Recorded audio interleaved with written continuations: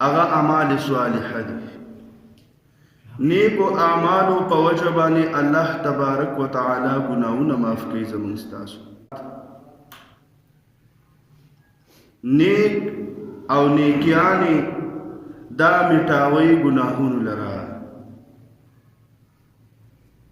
څنګه چې او 10 دام سره ګناهونه واړه معاف کیږي، اور څنګه چې درود شریف بازي راغلي چې دا څوک وایي د 80 کالو ګناهونه به معاف کیږي.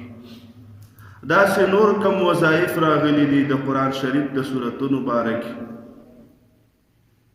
دیو جنا عالمانو لیکلي دي چې کوم انسان غیبت وکړي او بیا د غیبت د توبه وباسي، اول دا ده چې چا غیبت کړی کاغه جمدی چې د هغه نه معافي وغواړي، ځکه غیبت هغه ګناه ده چې دا په حقوق العباد کې راځي، او حقوق العباد توبه دا ده چې د بنده کم حق دی چې هغه ادا شي.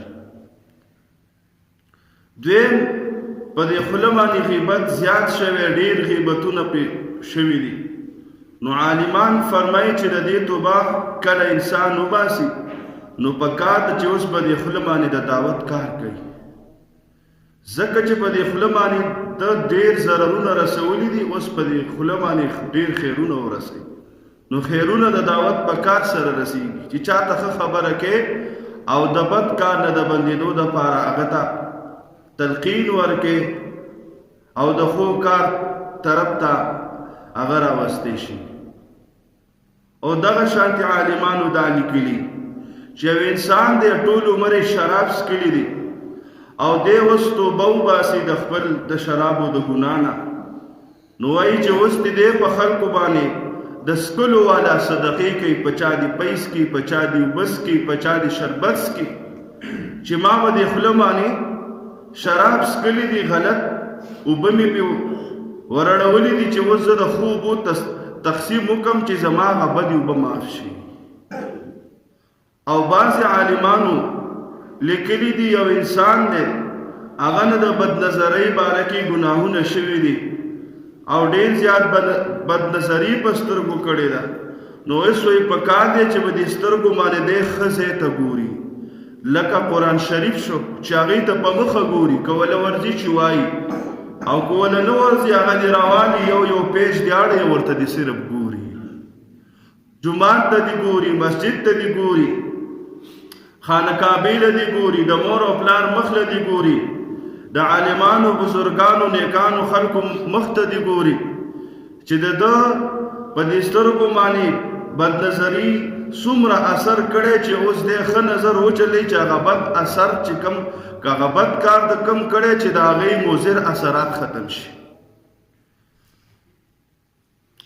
دې وجې نه زما عزتمندو الله جل جلاله په وړو وړو نیکو کارو باندې د انسان هغه ګناهونه معاف کوي.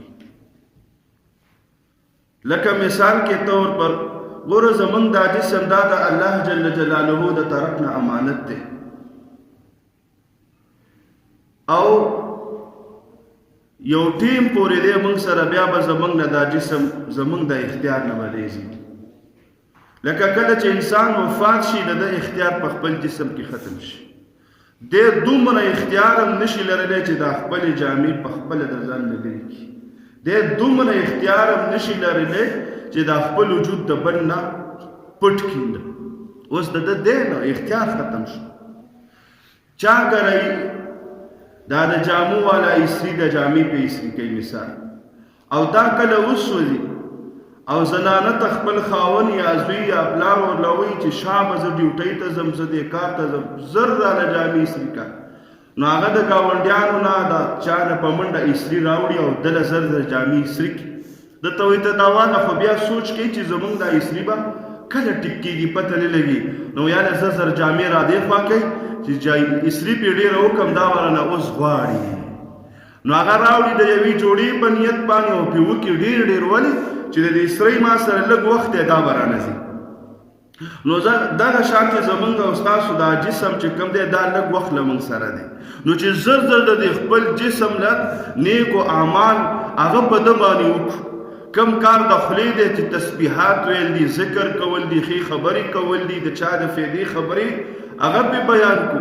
په دې سترګو باندې ښه خزینو ته وګورو، په غوږونو باندې ښې خبرې واورو، په زړه کې ښې فیصلې وکړو، په ذهن کې ښه سوچونه راولو، خپې په ښه ځای کې استعمال کو، لاس په خپل ښه ځای کې استعمال کو، زر زر ترېنه کار واخلو چې وایي دا موږ نه ځي، دا موږ سره نه پاتې کېږي. بزرگان عالمان چې کوم دي زما عزتمندو، هغوی خوب په قبر دپاره ساتلی چې زه به خوب په قبر کې کوم. ولې چې هغوی ټول هغوی ته شپه ورځ یو شان دي. مونږ چې شپه شو هلکه د خوب ټیم شو چې خوب وکړو، وده شو، وړو غلی شي، ماحول جوړ کړو، ټول وده شو، او د سارې کله مانځه ته راپاسو، کله راپام نه سو د خوب، هغه راباندې غالب یو ده پراته یو. او بزرگان ټول شپه عبادت، کله نفل، کله ذکر، کله تلاوت. چرته لږ ورته خوب وکړي جسم ستړی شي، ګینې د هغوی چې وګوري همیشه دپاره د هغوی ته شپه ورځ یو شان. مولانا نظر الرحمن صاحب دامت برکاته هم د ریوان چې کوم دې وخت کې امیر دی، د هغې باره کې راځي چې ټوله شپه د قرآن شریف تلاوت کوي، ټوله شپه. وایي چې لږ وخت له سترګې پټې کړي چې د تهجد مونځ زه کومه، نو چې د دې دپاره هغه چې کوم ثواب دی چې یعنې څوک د خوب نه راپاسي او مونځ کوي، دقې ته تهجد وایي. نو دقې دپاره لږ سترګې پټې کړي او بیا راپاسي. اوس خو ډېر زیات بیمار دی، ډاکټرانو ورته وایي چې ته به سجده به هم نه لګې، او د هغه سجدې دپاره هم ډېر زیات ژړل. هغه मरकरी तेरा तवशीवी दत्तवी चे हजरत डॉक्टर ने मना किया कि आप जमीन पर सजदा न लगाए। वगौर तो फिर हम क्या करें, सजदा से मना किया है, सजदा हम और तो हजरत दास्ता पारा खनदा स्तासु दस्तुर्गु मसला तासु बल्लास दासी दे और इशारे से बस सजदा कोई लक्षण आराम बहु कई और सो रजिन ब्याबा पागी मानी दस्तुर्गु नगट गटी उठ के रवानी शुई चिखा उस पज़म का सजदा न लगो मान लाता। तो दगा बुजुर्गान दगा औलिया किराम दा अवी सर गम दगा दे चिबैदा यो सो रजी दी चिकारती न वखलुले दे खपल जिस्म जमा इज्जतमंदो देव जना हदीस पाक के राजी रसूलुल्लाह सल्लल्लाहु अलैहि वसल्लम फरमाई वही चिकन दगा शांति यो ستړي وجود والا او عبادت گزار وجود والا چې کله وفات شي او په قبر کې کیدی نو الله جل شانه او فرمایي چې ورشي د ستړي بدن لا او دته وایي چې د نامې په خوب ودشه، د چا په خوب ودشه، د نامې په خوب ودشه. ناوي چې څنګه د ډومبۍ شپې ناوي هغه له خوبم نه ورځي او چې کله خوب کوي چې سترګې د هغې کلاویږي نو په چا بیا نظر لګي؟ په خپل خاوند باندې. نو وایي چې بزرګ او اولیا او عبادت گزاره بندگان چې کله په قبر کې کېښودی شي دوی چې کله د قبر نه راپاسي د دوی به اول سترګې په الله جل شانه باندې لګي، د الله دیدار به کوي. وایي ستړی وجود دې راله راوړو تکاوټ والا. ګوره مولانا نظر الرحمن صاحب داسې نور بزرګان ډېر بې شمېره اولیاء کرام چې ورته وګوري بدن له وګوري او عبادت ته وګوري نو په خدای یقینو کې چې هغه عبادت په زیات راځي دا هغه په بدن باندې دی. دغه باره کې راځي دا ډېر زیات اشرف علي تانوي رحمت الله علیه باره کې راځي وایي چې هغوی تقریبا 1400 یا 1800 کتابونه لیکلي دي. وایي د هغوی چې کوم عمر دی د هغې عمر مطابق چې د دې کتابونو د صفحاتو شمیر وایي موږ وکړو نو دا روزانه 60 صفحې لیکل راځي. څومره؟ 60 صفحې لیکل راځي او هغې په بالپن او په قلم او په کارخانه کې نه دي لیکلي، هغه به یې د چرګو په وزر باندې لیکل کوله. نو بس الله جل جلاله ولا توفیق ورکړو، قسم دې د هغې هغه کتابونه څوک سټډي کولی نه شي چې ویې ګوري او هغوی لیکلي دي لیکلي د خپل وخت نه فایده اخیستې شوې ده. هغوی ته پته وه او نن دا د هغوی په دنیا کې نشته.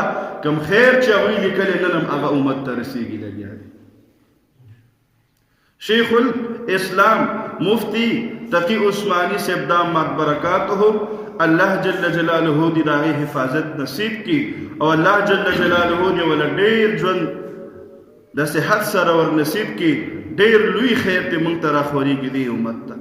دې وخت کې زه به ووایم چې د دې وخت هغه امام ابو حنیفه دی، هغه د دې وخت امام رازي دی، هغه د دې وخت امام ابو داود صاحب دی.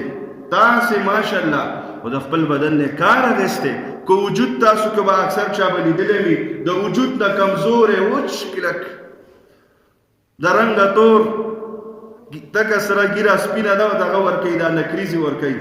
او وګورئ چې د هغه علم ته نن د ټولې دنیا عالمان حیران دي، د پاکستان نه د ټولې دنیا. هغه ته شیخ العرب والعجم وایي.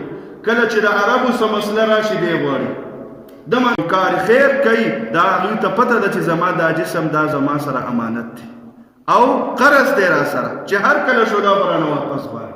نو دې وجې نه موږ او تاسو له هم پکار دي چې د خپل جسم لا د نیکو اعمالو کارونه دې والو. بېګاه موږ تللي وو، هلته هم څه داسې ولیدل، نو داسې دا ګوت عمره تور تور شی نه و. نو شهزاد قایل صاحب ته مې ویل دا پکې لا څه خرڅۍ راغله، وایي چې دا د پبجي ګیم دپاره ایکسټرا دوی دغه راکړي چې دې کې دا ګوتې نه ستړي کېږي څه حساب دی. وایي چې دا یوه په 100 روپۍ ده او دا دواړه په 200 دي، که دقسې څه خبره.